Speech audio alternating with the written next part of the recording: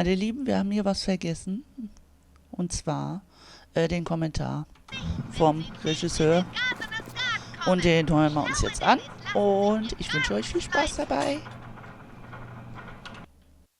Bioshock was groundbreaking in many regards when it released in 2007, though fundamentally it shared many consistencies with Irrational's System Shock series. What elements of System Shock translated into Bioshock, and what was refined, altered, and innovated upon to create the world of Rapture? Let's take a look at the long road from System Shock to Bioshock.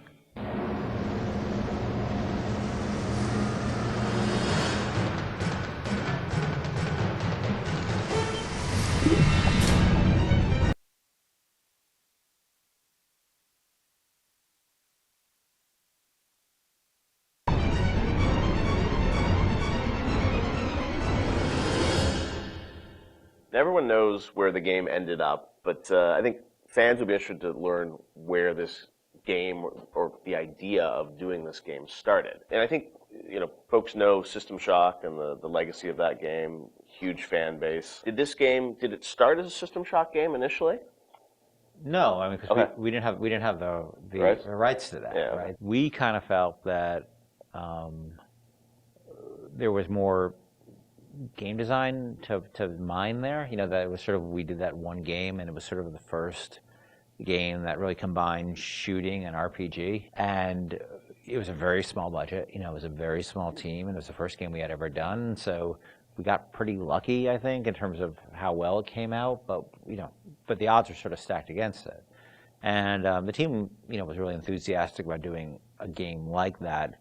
And time had evolved, and the team was much more. We had done a bunch of games together, and we were, we had a stable technology base, and we were like, okay, well, which System Shock 2 was not. I mean, that engine, no game had ever shipped on that engine. It was a very crude piece of technology. Most of us had never shipped a game at the time. So like, well, what if we had a stable technology base, and we had a team that was more experienced and more seasoned, and we had, an actual, like our director, and which we didn't really have on System Shock 2. What could we do? And so I think there was a lot of enthusiasm in the team to really try to do a more mature version of that kind of game.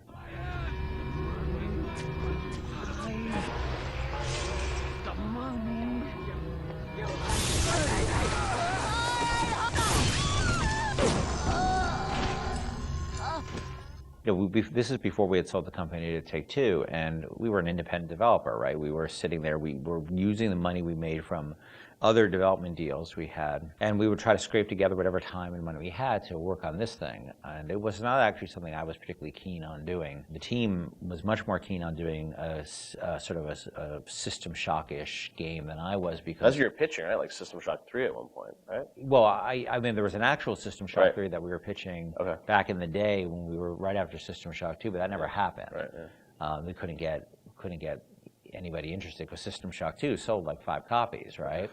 And so as the business guy, the guy who had to not only just sort of write the content, but the guy who had to go out and get the deals and pay everybody, I wasn't particularly excited about doing this, because it was very disappointing when we did System Shock 2 and nobody bought it. It got great reviews, it got these insane reviews, but it left us in a place where it didn't really move the needle for us in terms of making payroll. So I wasn't super excited about it, because I didn't see a publisher be interested in it, and I didn't see the audience actually be particularly interested in this kind of game. And it was really the team who convinced me to invest in this, because their enthusiasm. I think a lot of them came to the studio because of System Shock 2.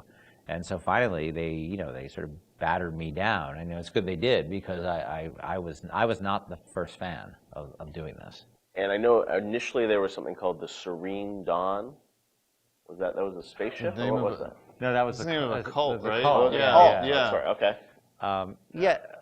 That one's, I think, been lost to the... If I remember correctly, Serene Dawn was a cult. You were playing as a deprogrammer that was infiltrating the cult, and your name happened to be Carlos Coelho, who was one of our programmers at the time. It's named after him, yeah. Then there was a story notion that I always really found interesting, which was that you have these cults, and you have sometimes people who they're these sort of characters who are really live on the edge of the gray morality, which is these guys who come in and essentially kidnap people out of these cults or rescue them, depending on how you look at it. Because what it really is, from a functional standpoint, it's a kidnapping, right? You're coming to an adult and you're saying, you're hired by their parents or whoever, and this was in the story, it was like a senator whose daughter joined one of these religious movements called the Serene Dawn, you said? Yeah, the Serene Dawn. And I always thought that was a really interesting tension of this hero who's basically a kidnapper,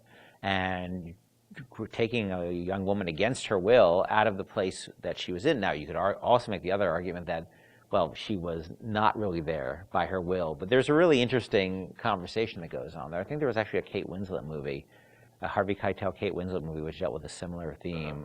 Because usually you hear that story, these deprogrammers as a sort of heroic kind of notion. But I always thought that, well, there's something interesting about agency going on there, and about are people entitled to make bad mistakes, or is it a bad mistake? It all depends on the person. And I'm not a fan of religious cults or religion in general, but there seemed to be an interesting discussion of freedom there and independent decision making.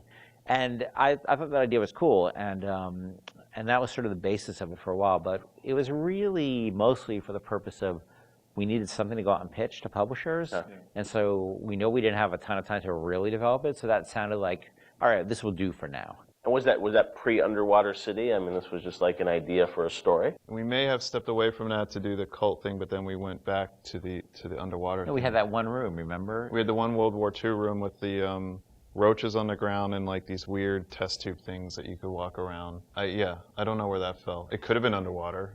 There was no windows. The thing is, we were a small business, right? And we were trying to figure out a way to sell this thing with spending the least amount of money, because we didn't have any money. We didn't have a pot to piss in. So we would do this demo. That was one room basically, just to show.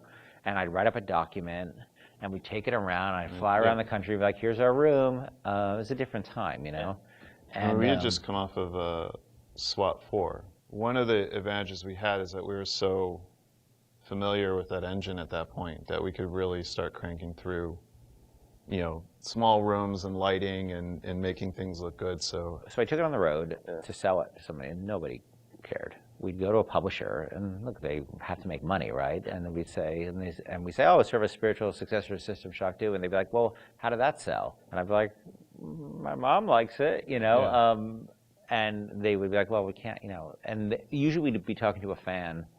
A lot of executives, like sort of junior executives, were fans of System Shock, and they go to their boss and they'd be super excited, and their boss would open up, their Excel spreadsheet and be like, no, we can't do this. And I think the pitch probably evolved as we kept trying different permutations trying to sell, but we're also out there trying to sell like 2 or 3 other things at the time. We had a pitch for a game called Monster Island, and well, our SWAT 5 pitch was Zombie SWAT. Yeah, we had just come off of SWAT 4, which is like hardcore tactical, and we decided they wanted us to do another SWAT, and we didn't really want to do another hardcore tactical game, so we're like, what if we added zombies to SWAT? Like, you're a SWAT team that fights zombies and werewolves. That sounds awesome. And it was like, no, it doesn't. And this is before, before zombies were a thing. Yeah. And so we came with this thing called Division 9. Division 9, yeah. That probably would have been even a bigger financial success than Bioshock. Wow. But we couldn't get anybody interested in it.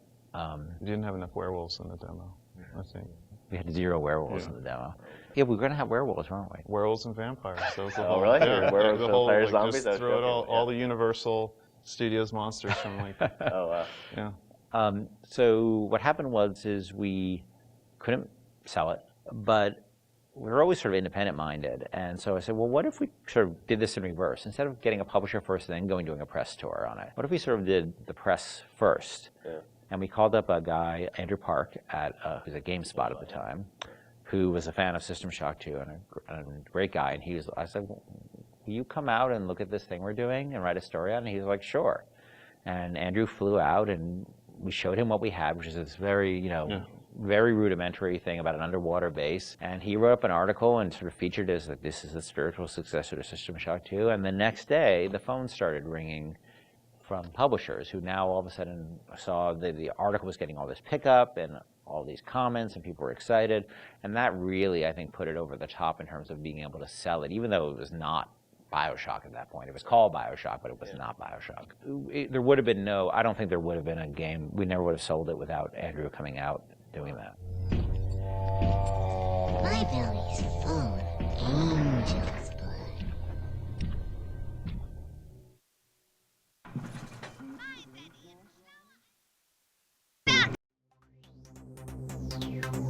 the dark side.